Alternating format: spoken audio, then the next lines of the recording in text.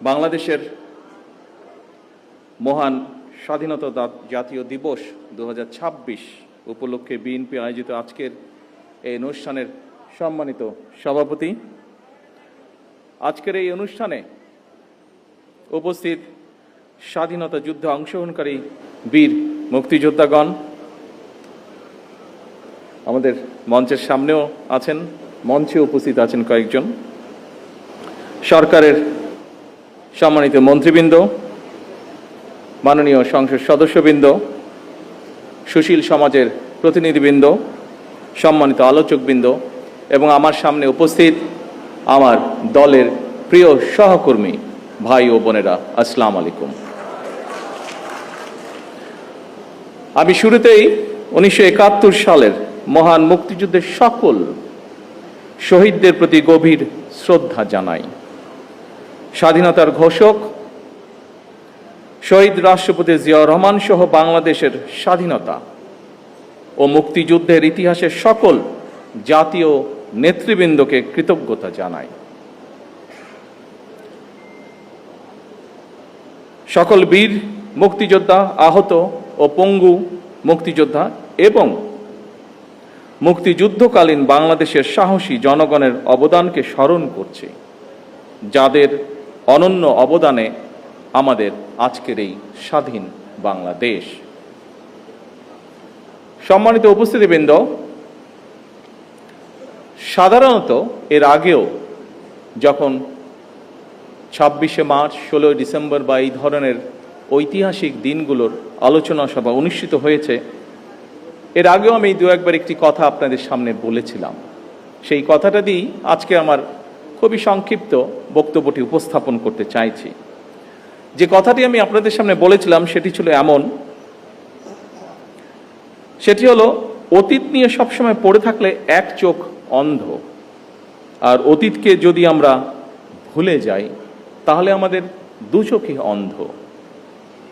সুতরাং আমরা যেমন অতীতকে একদম ভুলে যাব না, ভুলে যাওয়া চলবে না, ঠিক একইভাবে অতীতেও আমরা দেখেছি, খুব বেশি দিন না, নিকট অতীতেও আমরা দেখেছি যে অতীত নিয়ে এত বেশি চর্চা হয়েছে যেটা আমাদের সামনে যে সমৃদ্ধ ভবিষ্যৎ আছে সেই ভবিষ্যৎকে বাধাগ্রস্ত করেছে।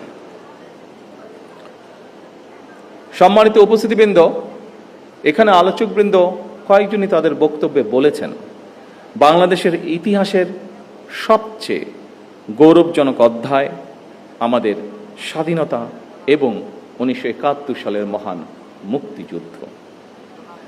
বাংলাদেশের জন্মযুদ্ধের এই গৌরবজনক ইতিহাস নিয়ে আপনারা যারা আজকে মঞ্চে উপস্থিত, যারা আলোচনা করেছেন, তাদের মধ্যে বেশ কয়েকজন উপস্থিত আছেন যারা সরাসরি মুক্তিযুদ্ধে অংশগ্রহণ করেছিলেন, মুক্তিযুদ্ধের সময়ের নৃশংসতা প্রত্যক্ষ করেছেন সেই সকল মুক্তিযোদ্ধা সরাসরি। আমরা যারা ছোট ছিলাম বা আমাদের সাথে যারা ছিলেন, আমাদের থেকে একটু বড় ছিলেন, তারা আমরা বিভিন্নভাবে, সেটি মিডিয়া হোক, বই পুস্তকের মাধ্যমে, বিভিন্ন দলিলের মাধ্যমে আমরা সেটি দেখেছি। কিন্তু আমাদের সম্মানিত মহাসচিব তার বক্তব্যে বলে গেছেন, শেষ পর্যন্ত তৎকালীন বিশ্বে অন্যতম শক্তিশালী সেনাবাহিনী ছিল, তাদের বিরুদ্ধে আমরা আমাদের বিজয় ছিনিয়ে এনেছিলাম এই বাংলাদেশের মানুষ। সুতরাং প্রজন্ম ধরে স্বাধীনতা এবং মুক্তিযুদ্ধের যে গৌরব গাথা তা নিয়ে আলোচনা হবে, গবেষণা চলবে এবং এটাই স্বাভাবিক ব্যাপার। তবে আলোচনা, সমালোচনা কিংবা গবেষণার নামে এমন কিছু করা বা বলা অবশ্যই আমাদের জন্য ঠিক হবে না, যেটি আমাদের স্বাধীনতা এবং মুক্তিযুদ্ধের যে গৌরব ইতিহাস তাকে কোনোভাবে খাটো করতে পারে। সম্মানিত উপস্থিতিবৃন্দ, সম্মানিত সভাপতি, মঞ্চে উপস্থিত আলোচকবৃন্দ, বাংলাদেশের স্বাধীনতার ঘোষণা এবং এর প্রেক্ষাপট নিয়ে আপনাদের বক্তব্যে অনেক তথ্য উঠে এসেছে, অনেক অজানা তথ্য, যা এই মঞ্চে সহ অথবা সামনে যারা বসে আছেন, বাইরেও বহু মানুষ আজকের এই আলোচনা শুনছেন, অনেকেরই হয়তো অনেক কিছু জানা ছিল না, কিন্তু আলোচকবৃন্দের বক্তব্যে আজকে এই রকম অনেকগুলো বিষয় উঠে এসেছে। আজকে বাইরে এখানে আসার সময় আমি দেখেছি তরুণ প্রজন্মের অনেক সদস্য ভিতরে আসতে পারেনি, জায়গা সংকুলনের কারণে তারা ভিড় করেছেন। আমি একটু আগে মহাসচিব সাহেবকে বলছিলাম, আমাদের এখানে ভেতরে হলরুমেও আজকে অনেক নতুন তরুণগুলো আমরা দেখতে পাচ্ছি। সেই তরুণ প্রজন্মের দৃষ্টি আকর্ষণ করে খুব সংক্ষেপে দু একটি কথা আমি বলতে চাই। বাংলাদেশের স্বাধীনতা এবং মুক্তিযুদ্ধের অন্যতম অনিবার্য চরিত্র শহীদ রাষ্ট্রপতি জিয়াউর রহমান।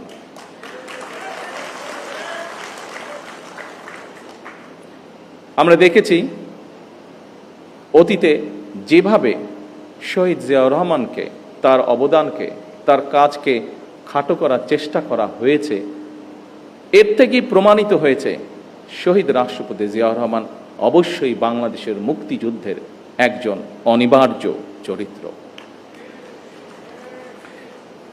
কিন্তু সম্মানিত উপস্থিতিবৃন্দ, শহীদ রাষ্ট্রপতি জিয়াউর রহমান হঠাৎ করেই কিন্তু স্বাধীনতার ঘোষণাটি দেননি।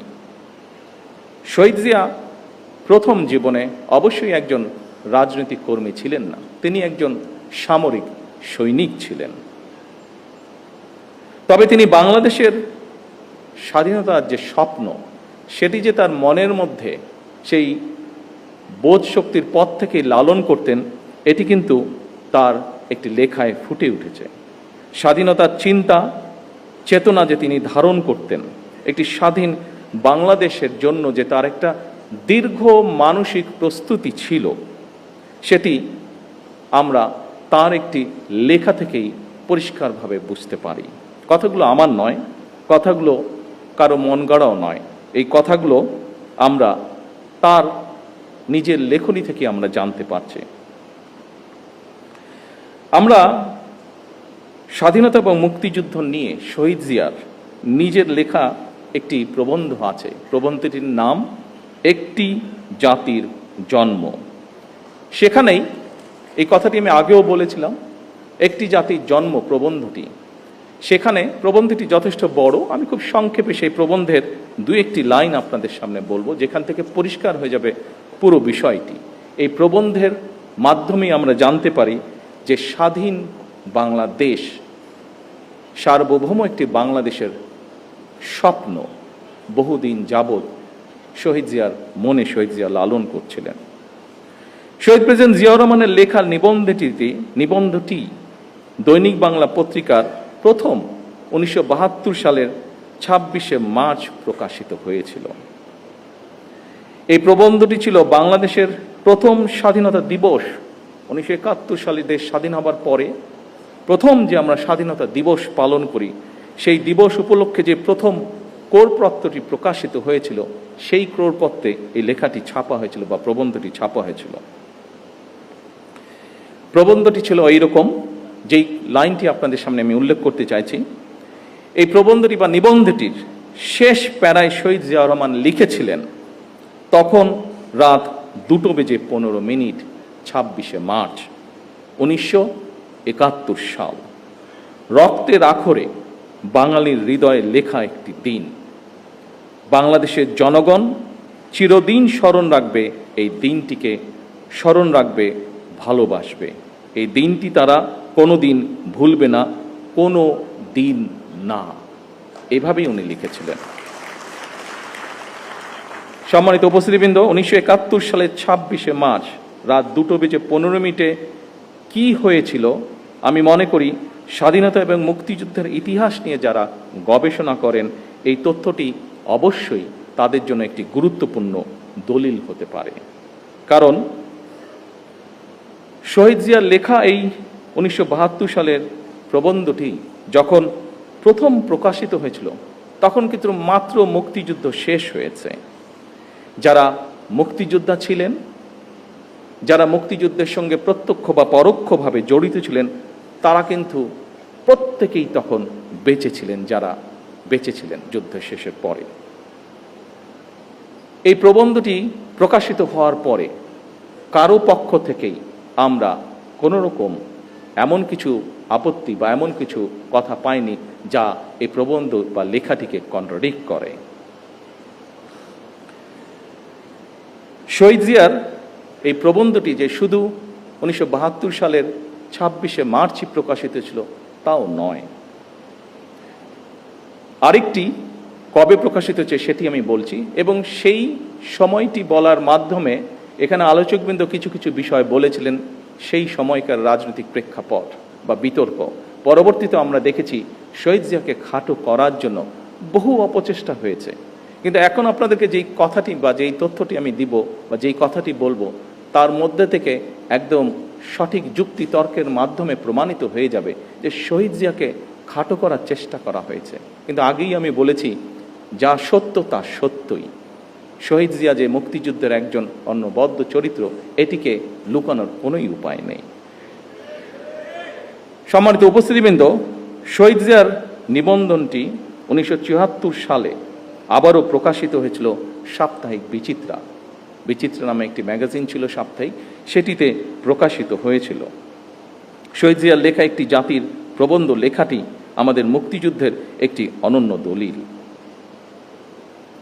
74 সালেও আবার যখন প্রকাশিত হয়েছিল কারোরই কোনো আপত্তি ছিল না, এবং শহীদ জিয়া তার লেখায় যা যা বলেছিলেন অবিকল ছিল। সেই সময় সরকারে কারা ছিল, রাজনৈতিকভাবে কারা কোথায় অবস্থান করছিল, আমাদের কম বেশি প্রত্যেকেরই ধারণা আছে।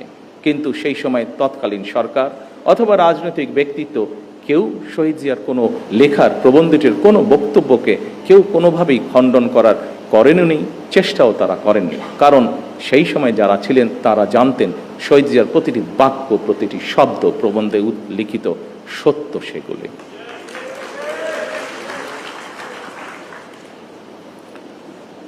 সম্মানিত সভাপতি, মঞ্চে উপস্থিত সুধীবৃন্দ, সম্মানিত নেতৃবৃন্দ, আমার সামনে উপস্থিতিবৃন্দ, সাংবাদিক ভাইরা, প্রিয় সহকর্মী ভাই বোনেরা, বছরের পর বছর এমনকি যুগের পর যুগ ধরেও বিশ্বের যেখানে যারা স্বাধীনতার লড়াই করেছেন, সংগ্রাম করেছেন, একমাত্র তাদের পক্ষেই উপলব্ধি করা সম্ভব স্বাধীনতার মূল্য কতখানি। সম্মানিত মহাসচিব সাহেব ওনার বক্তব্যে ছোট্ট একটি কবিতার মাধ্যমেও একইভাবে কথাটি তুলে ধরেছেন। আমরা যদি একটু পাশে তাকাই তাহলেই দেখতে পারবো স্বাধীনতার গুরুত্ব এবং তাৎপর্য উপলব্ধি করতে পারছে স্বাধীনতাকামী ফিলিস্তিনের মানুষ। লক্ষ প্রাণের বিনিময়ে আমরা 1971 সালের আমাদের স্বাধীনতা অর্জন করেছি। হাজারো প্রাণের বিনিময়ে আমরা 2024 সালে দেশ এবং স্বাধীনতা রক্ষা করেছি। সম্মানিত সহকর্মীবৃন্দ, এখানে আজকের এই আলোচনা সভায় আমার সামনে এরকম অনেকে উপস্থিত আছেন যারা 2024 সালের সাক্ষ্য। 2024 সালে যারা বিভিন্ন প্রতিকূল পরিস্থিতির ভিতরে থেকেও, বিভিন্ন অত্যাচার নির্যাতন সহ্য করেও আপনারা কিভাবে প্রতিরোধ গড়েছিলেন, কিভাবে আপনারা স্বৈরাচারকে দেশ থেকে বিতাড়িত করেছিলেন। আমরা আমাদের বহু সহকর্মীকে সেদিন হারিয়েছি। সম্মানিত উপস্থিতিবৃন্দ, প্রতিটি প্রাণের স্বপ্ন আছে, আকাঙ্ক্ষা আছে। স্বপ্ন ছিল, আকাঙ্ক্ষাও ছিল। সেই আকাঙ্ক্ষা পূরণেই তারা সাহসের সঙ্গে, যারা সেদিন লড়াই করেছিল, তারা সাহসের সঙ্গে অধিকার আদায়ের জন্য লড়াই করেছিলেন 71-90-তে। 1971 সাল থেকে আজ পর্যন্ত প্রতিটি আন্দোলন সংগ্রামে সকল শহীদদের আকাঙ্ক্ষা ছিল সাম্য, মানবিক মর্যাদা এবং সামাজিক ন্যায় বিচার ভিত্তিক দাবিদার মুক্ত একটি স্বাধীন, সার্বভৌম, নিরাপদ, গণতান্ত্রিক বাংলাদেশ প্রতিষ্ঠা, যা আলোচকবৃন্দ এখানে উল্লেখ করে গিয়েছেন। প্রিয় সহকর্মী ভাই বোনেরা, আজকে আপনারা এখানে খুবই সীমিত আকারে উপস্থিত আছেন। আপনাদের মাধ্যমে এবং সামনে মিডিয়ার সহকর্মীবৃন্দ ভাইয়েরা উপস্থিত আছেন, তাদের মাধ্যমে সমগ্র বাংলাদেশে আমার দলের সহকর্মীদের সহ প্রত্যেকটি গণতান্ত্রিক মানুষের কাছে আমি একটি কথা তুলে ধরতে চাই।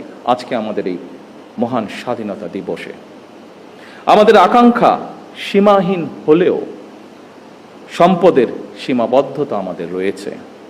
আমাদের স্বাদ এবং সাধ্যের মধ্যে ফারাক থাকলেও আমি এই দেশের একজন নাগরিক হিসাবে, একজন রাজনৈতিক কর্মী হিসাবে দৃঢ়ভাবে বিশ্বাস করি, আমরা যদি ঐক্যবদ্ধভাবে এগিয়ে যাই, আমরা যদি ঐক্যবদ্ধভাবে সকলে একসাথে দেশের জন্য কাজ করি, তাহলে অবশ্যই আমরা আমাদের কাঙ্ক্ষিত স্বনির্ভর বাংলাদেশ গড়ে তুলতে পারব।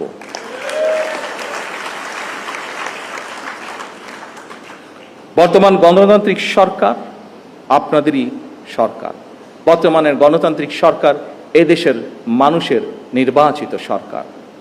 বর্তমানের গণতান্ত্রিক সরকার এদেশের মানুষের প্রতিষ্ঠিত সরকার। সরকার রাষ্ট্রের বিভিন্ন শ্রেণী পেশার মানুষকে লক্ষ্য করে ফ্যামিলি কার্ড, কৃষক কার্ড, খাল খনন, বৃক্ষরোপণ সহ কর্মসংস্থানের ব্যবস্থা সহ বিভিন্ন কর্মসূচি বাস্তবায়নের কাজ শুরু করেছে।